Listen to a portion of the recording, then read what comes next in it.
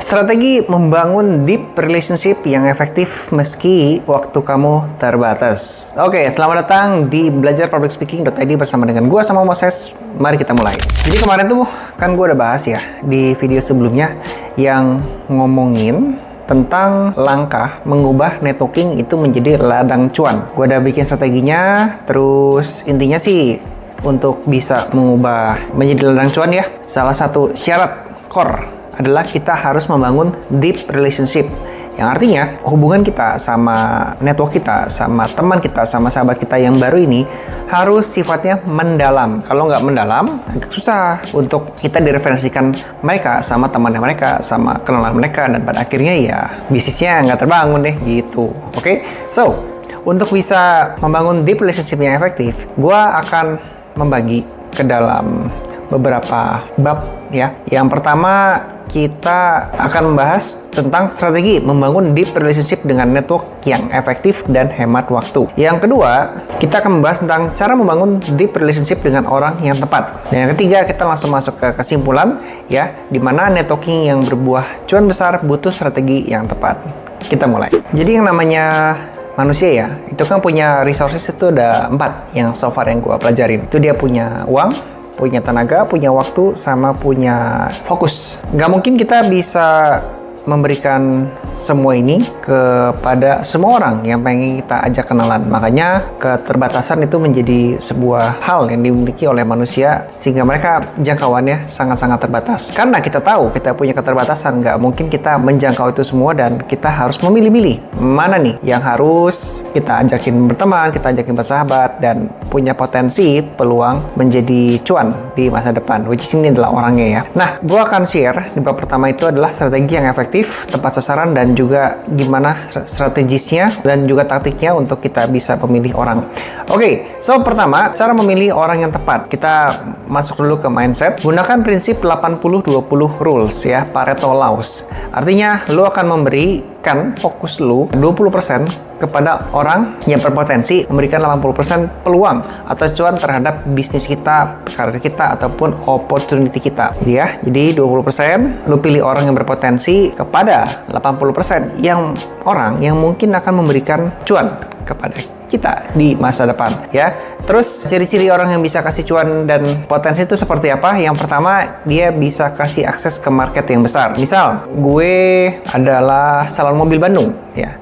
Gue butuh akses kepada komunitas mobil, dan ternyata gue dapat kenalan nih di mana dia adalah ketua asosiasi mobil Indonesia, dan orang-orang yang ada di bawahnya dia memegang mungkin 300 mobil gitu ya, anggotanya gitu. Nah, ini kan aksesnya besar nih, boleh nih gue temenin dia, gue bersahabat sama dia gitu ya. Gue akan fokusin. Yang kedua, orang yang punya jaringan luas dan dipercaya banyak orang ya. Mungkin dia tokoh terkenal, mungkin dia influencer. Silakan Anda berikan fokusnya untuk dijadikan ini ya, teman, sahabat, dan everything lah gitu. Yang ketiga, orang yang punya posisi strategis key ya. Maybe dia pejabat, maybe dia adalah seseorang yang punya jabatan tinggi di perusahaan yang punya aksesnya seperti apa gitu ya.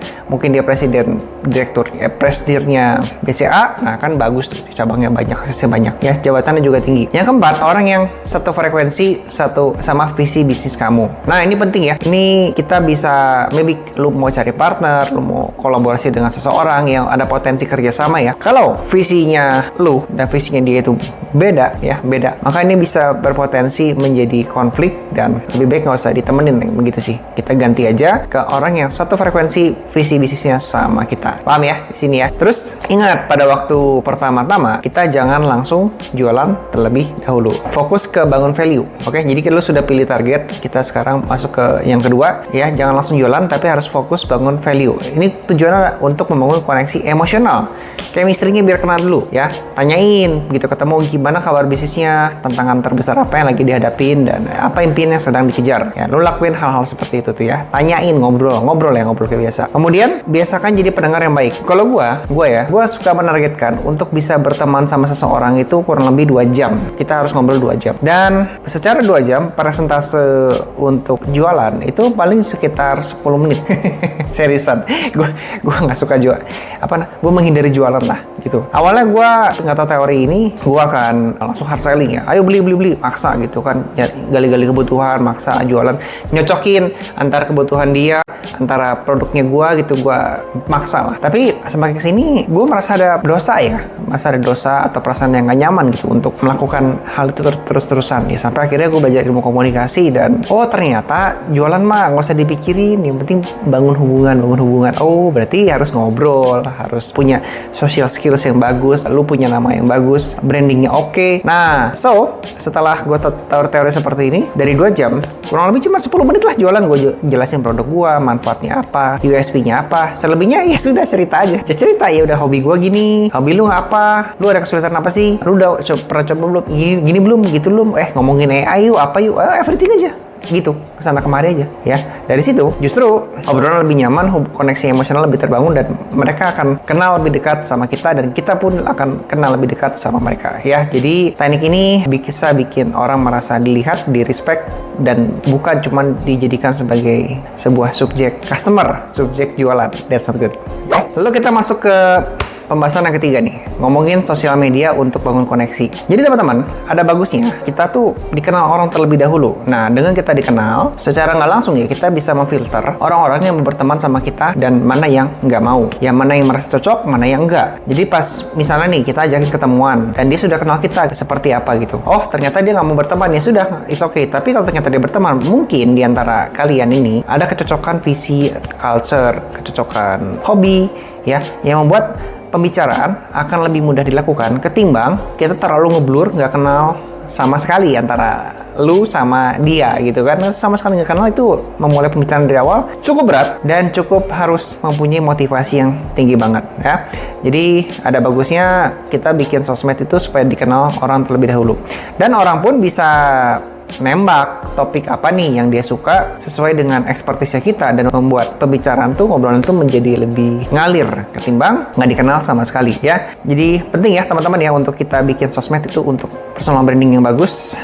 Lalu yang gue rasa juga ya, orang jadi bertanya nggak ulang dari awal, tapi langsung di tengah-tengah. Lalu ada juga faktor gini yang gue rasain, mereka ketemu kita dimulai dengan respect. Gue kasih contoh aja, kalau misalnya lu ketemu seorang influencer ya, followers sudah 100.000, kemudian dia membahas maybe tentang AI ya, dan lu suka banget dengan dunia AI gitu, lalu nggak sengaja dia mendapat kontak lu dan lu diajakin ketemuan sama dia. Menurut lu ya, kira-kira lu akan iya atau enggak untuk ketemuan sama dia? Jawaban gue sih pasti iya ya. Ketimbang kalau misalnya dia ini nggak jelas, ini siapa nih orang kan. Udah gitu, tiba-tiba ngajakin lu ketemuan. Kecenderungan, lu akan ngecek dulu sosmednya segala macam. Lu baru lu iyain atau enggakin. Jadi filternya tuh lebih sulit ya, lebih banyak ketimbang kalau dia sudah dikenal dan lu sudah tahu dia tuh seperti apa. Lebih gampang ya. Dan yang kedua, anggap aja nih, kalau lu diajakin ketemuan sama seseorang yang nggak dikenal ya. Hari gini, menurut gua ya, sosial media itu udah seperti kayak kartu nama. Lu diajakin ketemuan sama orang, dia pengen tahu lu siapa, yang akan dilakukan apa? Dia akan mengecek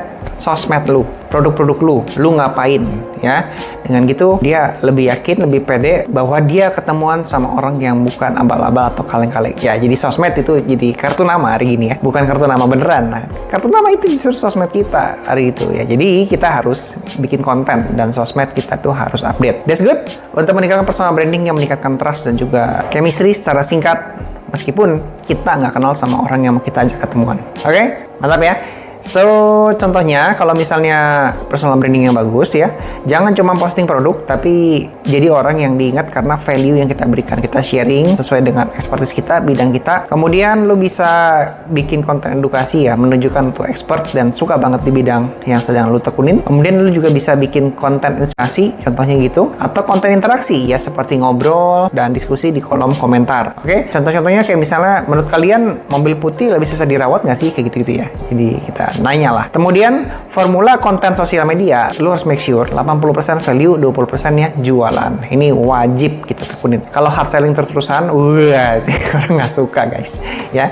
Lalu kita masuk ke bab yang keempat ya. What should we do untuk berhubungan sama orang ketika mereka sudah tahu kita, kenal kita, dan kita sudah menerapkan prinsip-prinsip yang sudah gue bilang barusan. Oke, jadi ceritanya kalian sudah ketemuan, sudah janjian gitu di sebuah tempat, dan apa yang harus kita lakuin terlebih dahulu ya? Lo harus lakukan namanya the power of unexpected value ya. Jadi orang akan lebih terkesan sama kejutan kecil yang personal daripada hadiah besar yang terasa transaksional. Ini terasa nyogok ya. Lihat lu bawa apa kayak makanan gitu yang apa ya. Kalau gua ini alirannya suka bawa durian.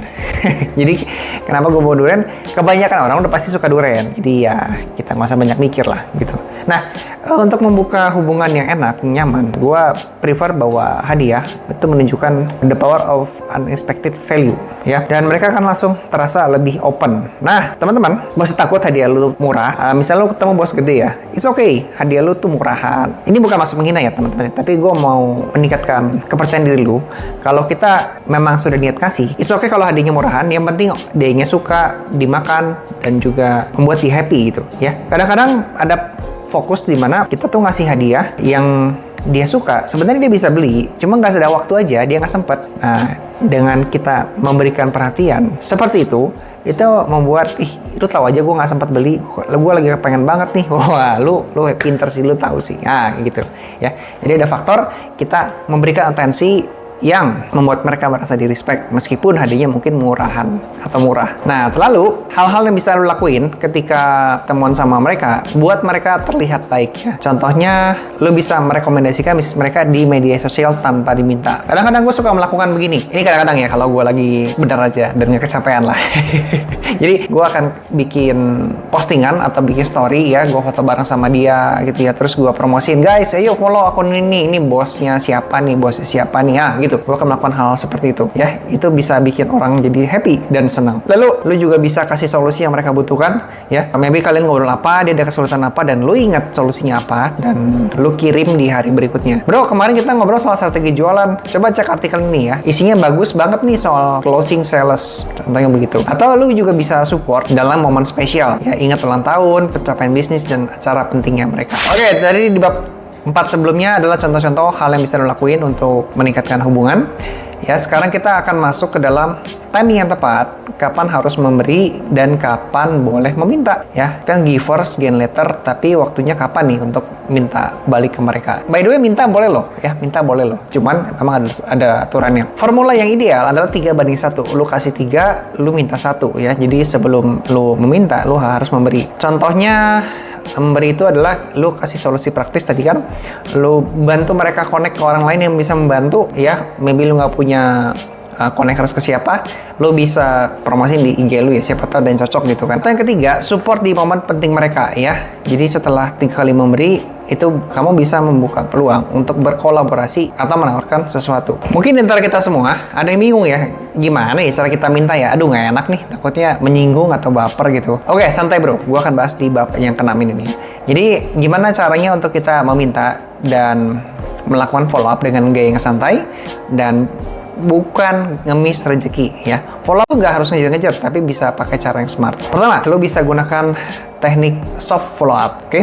Soft follow up. Kirim pesan ringan dengan value yang relevan. Hai bro, apa kabar? Semoga lu sehat-sehat ya.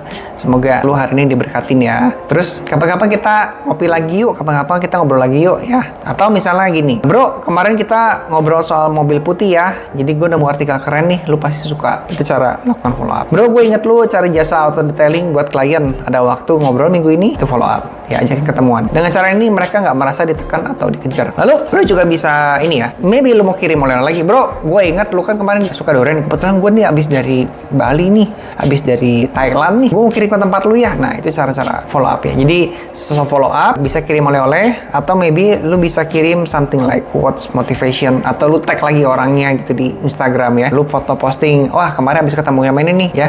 Ini bos gede nih, apa nih, follow lah akunnya gitu. Nah, seperti itu ya. Jadi itu 3 teknik yang bisa lu pakai untuk follow up secara soft. Ingat guys, nggak mungkin kita bisa berteman dengan semua orang karena waktu kita terbatas, dan gue sangat menekankan strategi ya, kalau ini gue pribadi ya, personal branding. Jadi untuk memfilter orang-orang yang bisa berteman sama gue ya, make sure ya mereka cocok sama gue, cocok dengan skill gue, cocok dengan karakter gue, cocok dengan gue punya kehidupan, gue punya hobi. Itu memudahkan gue untuk berteman sama orang, memfilter secara nggak langsung. So, kalau misalnya kita mau berteman sama orang dan kita sudah dikenal, itu juga lebih gampang nembaknya. Jadi ingat, keterbatasan itu menjadi sebuah hal yang dimiliki oleh manusia. Maka kita akan masuk ke dalam pengulangan. Sekarang gue akan masuk dalam pengulangan review ya, supaya lu makin ingat gimana cara kita memfilter orang.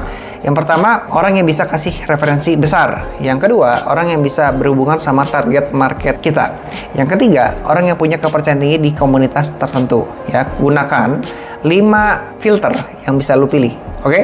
Jadi apakah dia influence ya, jadi punya pengaruh besar di jaringan mereka. Yang kedua, dia punya buying power nggak untuk bisa bikin keputusan beli. Ya maybe lah, lu hubungan sama ownernya, owner toko, owner pabrik, ya yang bisa kasih decision gitu. Yang ketiga adalah relevansi. Bisnis mereka cocok nggak dengan produk atau jasa kamu. Yang keempat, masalah reputasi. Apakah dia dikenal sebagai orang yang dipercaya? Apakah dia seorang abah ya, atau mungkin seorang tua gitu kan. Atau yang kelima, masalah willingness ya. Apakah mereka terbuka untuk kolaborasi? Ini yang bisa dijadikan opsi untuk kita berteman sama mereka. Sekarang kita masuk dalam kesimpulan ya, dimana ini adalah rangkuman dari pembahasan kita. Jadi 5 hal yang lu harus lakuin adalah fokus bangun hubungan dengan orang yang tepat. Yang kedua, bangun koneksi emosional sebelum bicara soal bisnis. Yang ketiga, gunakan media sosial untuk personal branding dengan konten berbobot. Yang keempat, lu bisa berikan unexpected value yang bikin mereka terkesan. Dan yang kelima adalah bersabarlah. Timing itu kuncinya. Give first, get later. Rumusnya 3:1.